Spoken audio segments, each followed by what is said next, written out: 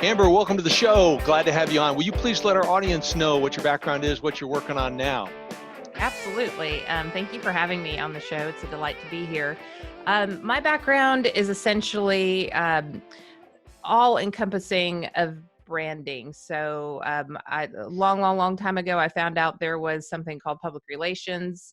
As an adult returning student, I went back to college to get the piece of paper to say that I could do what I was doing. And what I discovered is that I fell in love mostly with internal publics, which is kind of a niche part of PR. When you think of PR, you think media and publicists and that sort of thing. But my version of PR is internal. So I had a celebrity event planning company, worked a lot with the internal publics in the music industry. I've worked with alumni bases, but my favorite is employees. And so leadership and how do we exude our personal brands in a way that maximizes the employer brand and creates a culture that everybody's happy to be a part of. Wow, you touched on a lot of different things there. So, yeah. Is this personal branding type of thing the what you call your unique Velvet Machete brand approach? Is that what it is? Because I love the name. You have to explain the name.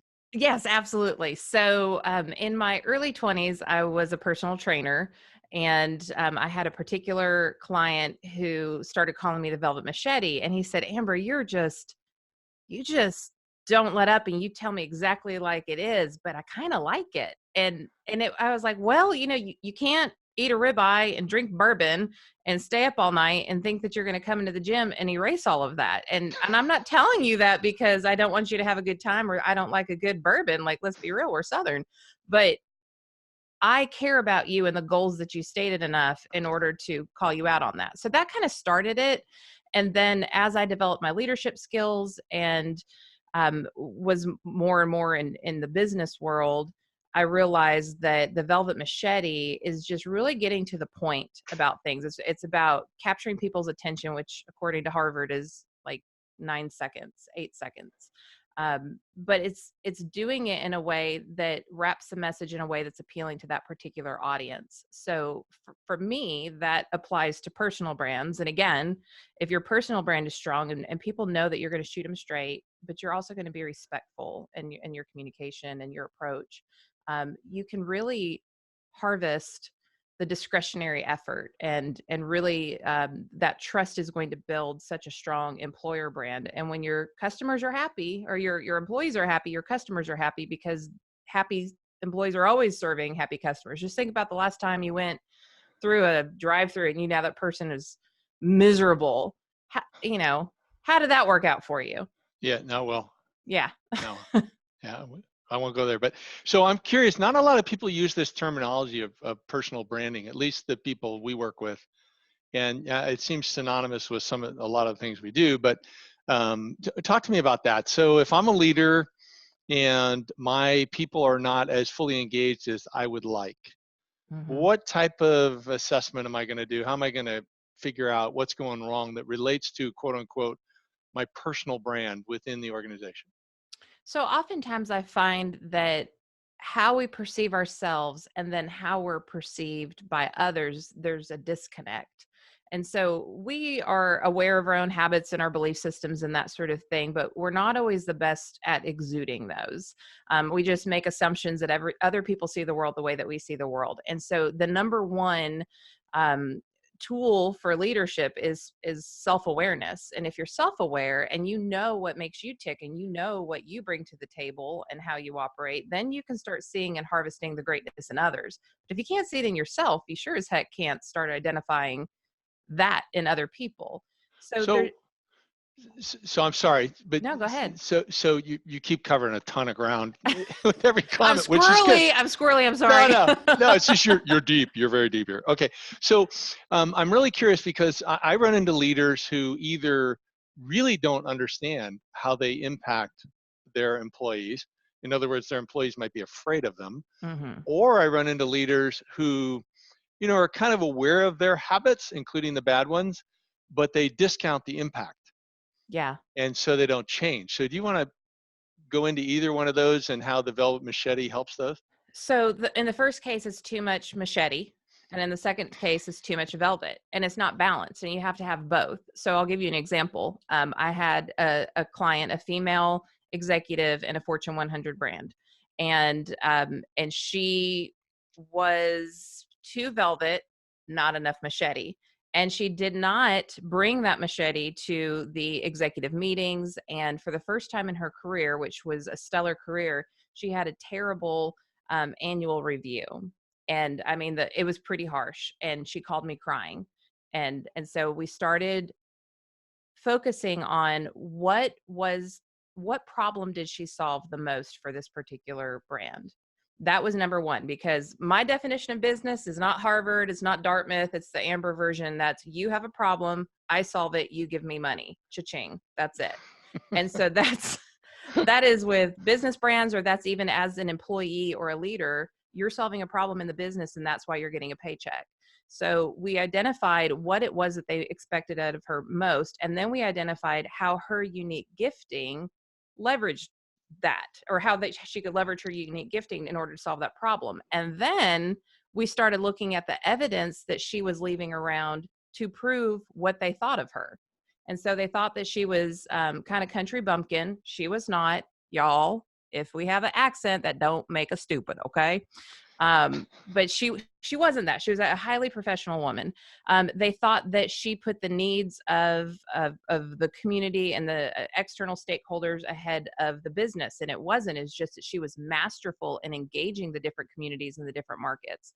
And so we had to just start switching things up to show, by showing evidence of what she was doing to pursue that problem, to solve that problem for the company, as opposed to leaving the breadcrumbs of whatever they wanted to make of it.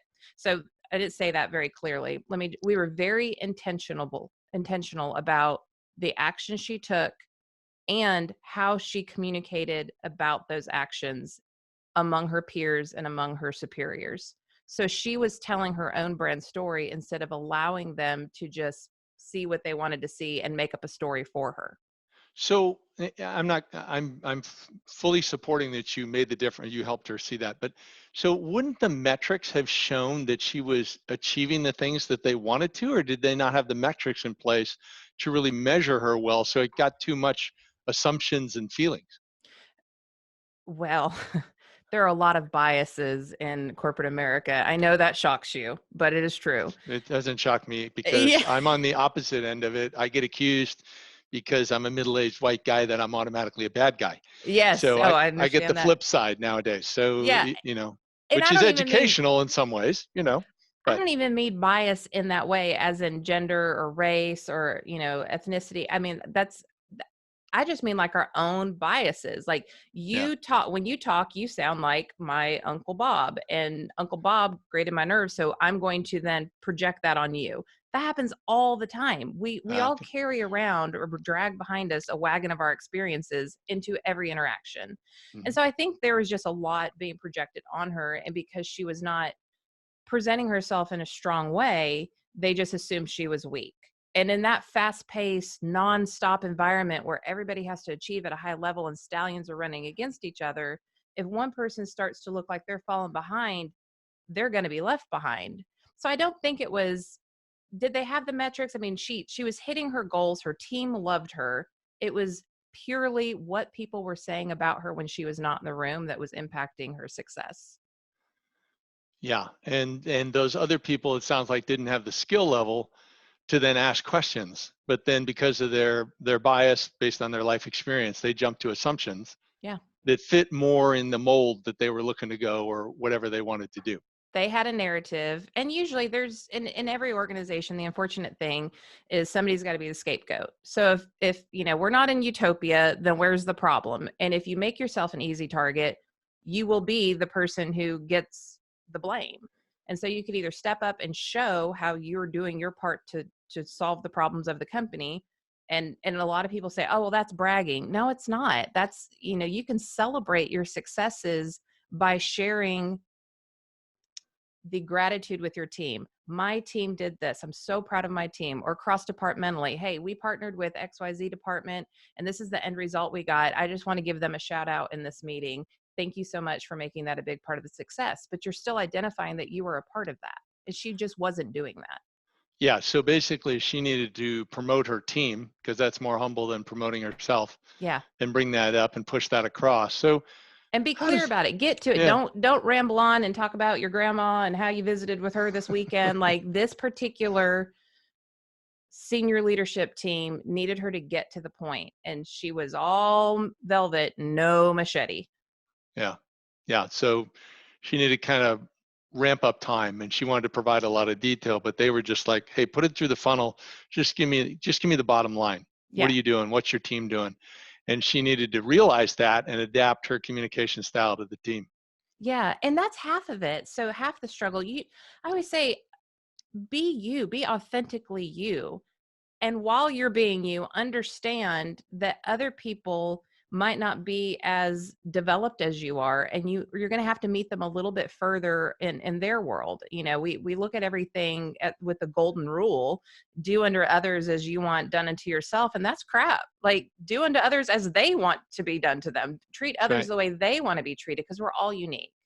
Yeah. And so it's just that balance of who am I, and then how can I also honor the fact that this person is different than me.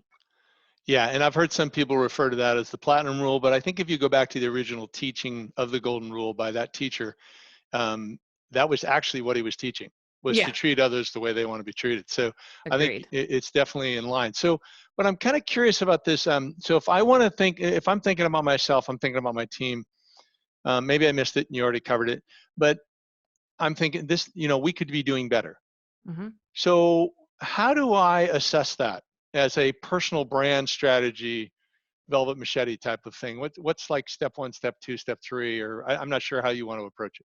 So first, I have to look at myself. What do I bring to the table? How do I influence in the best way possible in light of the business strategy, in light of where we are in the company in the season? Because if we're high growth versus trying to stabilize, those are two different environments. And once I understand how I fit and how I'm going to best lead, then I have to start looking for the talent on my team. And it might look like, so let me just back up because you asked for steps. Step one, look at myself. Step two, evaluate the business strategy. Step three, evaluate my team so that I can make my people strategy match my business strategy or lead towards my business strategy. So then I need to assess my team. What are their talents? What are their gifts? We can use assessments, or you can, do mini interviews, or you just hopefully know your team that well. And and if I'm putting somebody in a work environment that does not utilize their best self, then I'm not getting discretionary effort. They're miserable all day long. If I put somebody like me, like a super, I need a fast moving, ever evolving, multiple changing priorities behind a computer and say, punch numbers into a spreadsheet all day, we know that's not going to work. Now, I might be a rock star employee, but I'm going to be miserable doing that. So sometimes we have to carve out pieces of one role and assign it to somebody who's more of a behavioral match to do that kind of work. And then you have to measure, and you have to have the team's buy-in to do that measuring. Let them know, this is where I see you in this strategy. How are we going to measure this moving forward? And how are we going to reward the greatness we accomplish? So talk to me about this term you're using, discretionary effort. And um, I don't know whether you have a before and after example of it, but that's a term I haven't heard widely used before.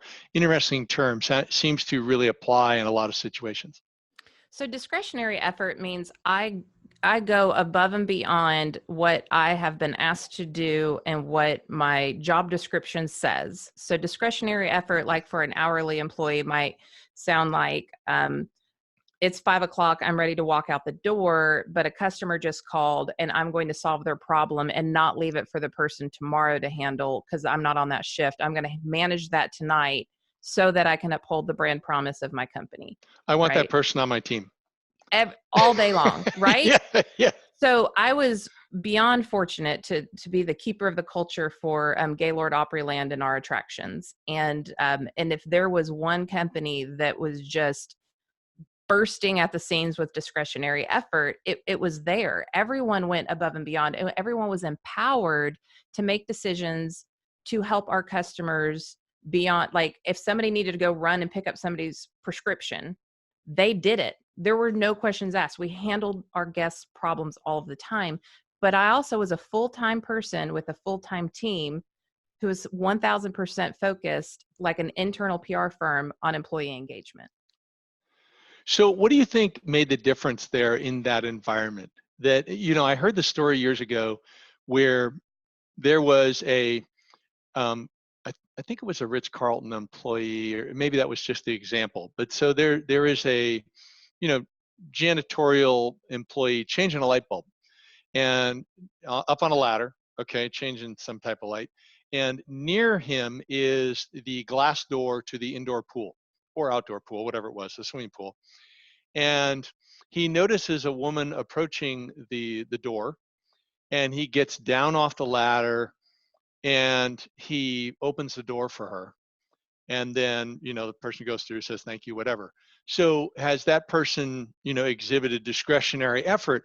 And the point was made that yes, to a certain point he did. The other point was that he needed to bring it back to management, that you had a door there that did not have an automatic opening device on it. And what I didn't bring in the story was she was carrying a load of towels or whatever. She could not open the door. Mm-hmm. So maybe, even going above and beyond, he needed to look at, well, what do we do about this door? Because this is a problem for our guests. So that is a key part. There's so many different ways to elicit discretionary effort, but two-way communication is a critical piece of that. Because if I, as an employee, feel heard and understood by my organization, then I feel like I'm winning and I actually have skin in the game. So similar to that, uh, one of my favorite activities is start, stop, continue. It's just a very easy way to let everyone on the team contribute to what's going right, what's not going right, and what we don't want changed because this is working.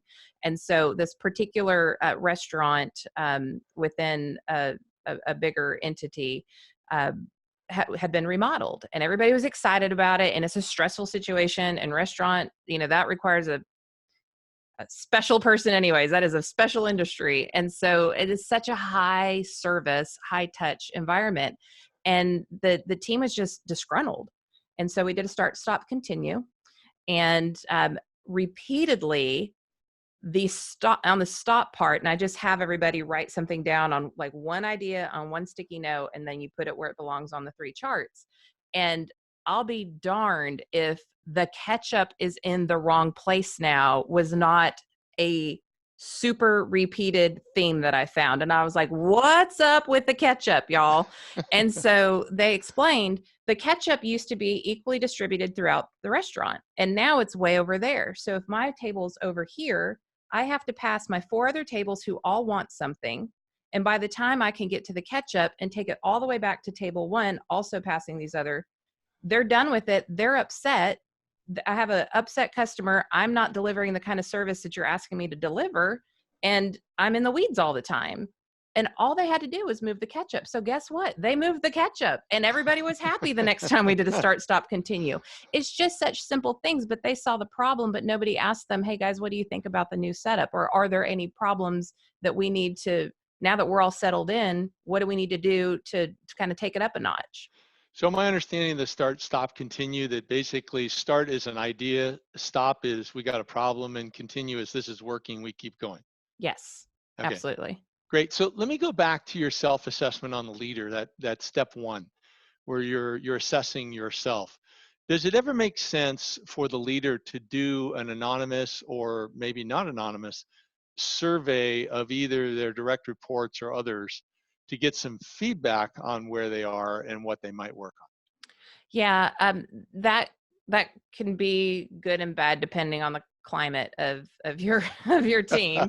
The one thing that I encourage my leaders to do is I have them send out a quick questionnaire, and I ask them to send it to their team members, to whoever they report to people that they used to report to or used to report to them, family members, people they volunteer with, a nice wide variety so that they get, we call them 360s in organizations because you want different levels and peers and whatnot to evaluate you. But I say take it a step further and see how you're showing up in your personal life, because you can't compartmentalize you.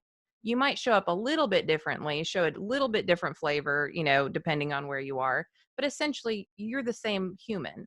And so getting that feedback, and the way that I have framed the questions, like someone can't rip you apart. And the most important question that I find is, what attribute or talent do you think I have that I undervalue? And then when that feedback comes back, then it's kind of like, whoa, I didn't even see that coming, because we can't see the forest for the trees. We can't use our superpowers on ourselves. So if you're not asking any potential negative questions, do you not ask anything like, what's the biggest weakness, or what's the worst habit I have?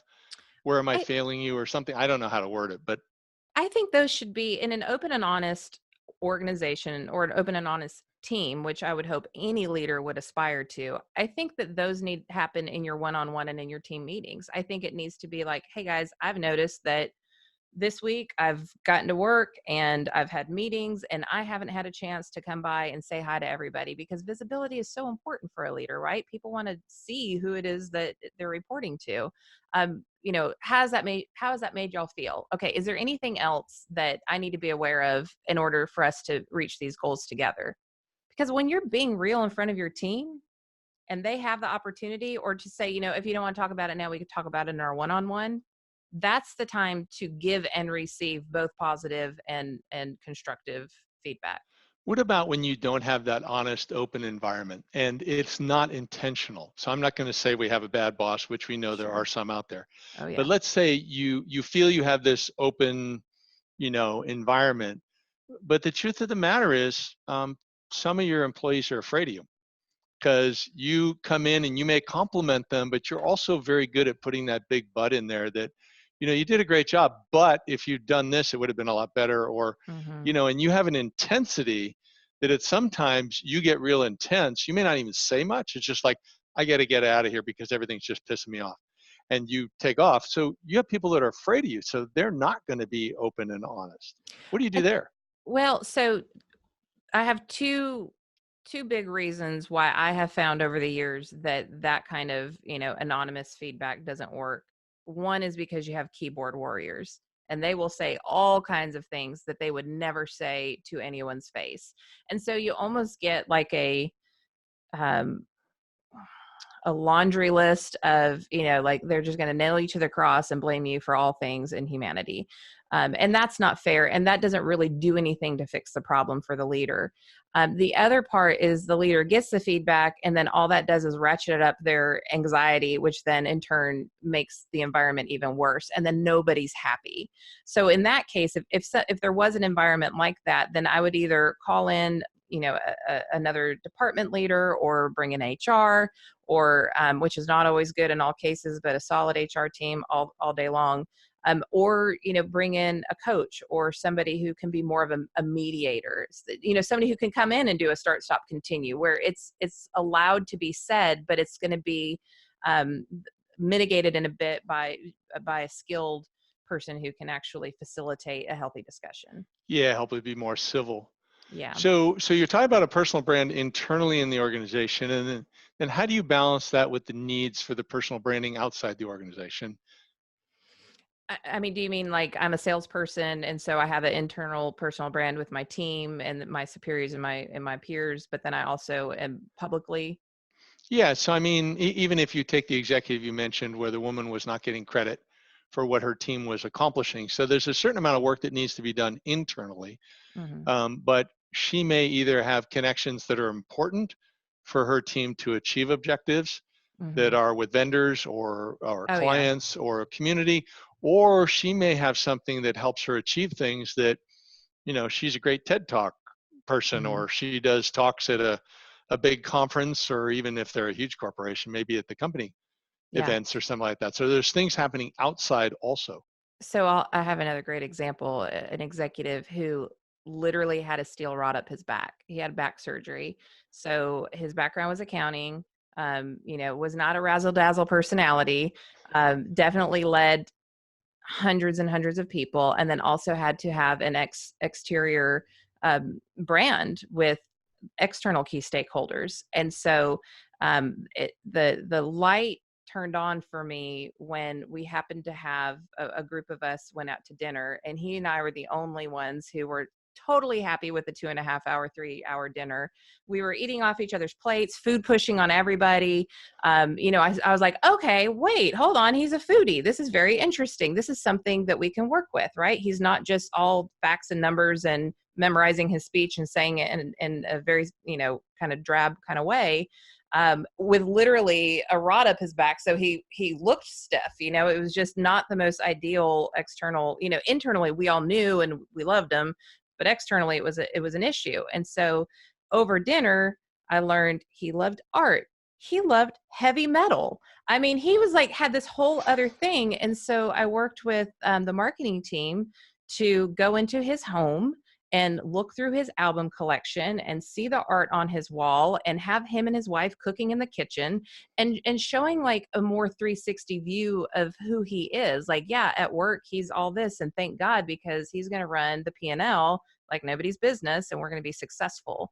But he's also kind of a cool guy and you can have amazing conversations with him too. So yeah, that's why I like going beyond just the work environment for my version of a 360, because you are more than the job that you do at work.